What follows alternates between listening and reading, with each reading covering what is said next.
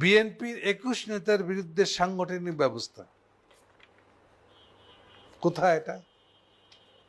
এটা ঠাকুরগাঁয় চান্দাবাজি করে এমন অবস্থা করছে, এবং এইটার সঙ্গে মানুষেরা বলা বলি করছে যে সাথে আছে আমাদের মির্জা ফখরুলের আপন ভাই। এমন অবস্থা তৈরি করছে যে এখন বিএনপি বলতেছে এদেরকে তারা বহিষ্কার করবে। ওই একই পুরান ফর্মুলা।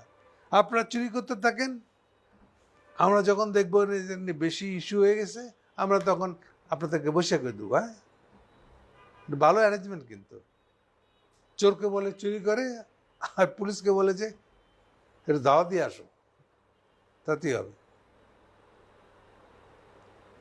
যতক্ষণ চুরি করতেছিল ততক্ষণ বিএনপির কেন্দ্রীয় নেতারা কেউ দেখে না মানে কি হইতেছে, কেউ জানতো না। এরা যখন মারাত্মক জায়গায় চলে গেছে তখন পুরো কমিটি বাতিল করে দিয়ে এখন 21 জনের বিরুদ্ধে ব্যবস্থা।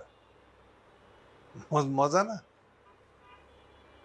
একটা জেলা কমিটির 21 জনের বিরুদ্ধে যদি ব্যবস্থা নেওয়া হয় তাহলে কি ধরনের একটা চাঁদাবাজি ওখানে চলছে, অরাজনৈতিকতা, নৈরাজ্য চলছে ওখানে, তার প্রমাণ দেখে না। যেই বিএনপি নিজের দলই সামলাতে পারে না, দেশ চলাবে কি করে? সবাই খুশিতে আছে। এটার জন্য কি হাসিনাকে সরানো হয়েছিল? কিন্তু বলে লাভ নেই।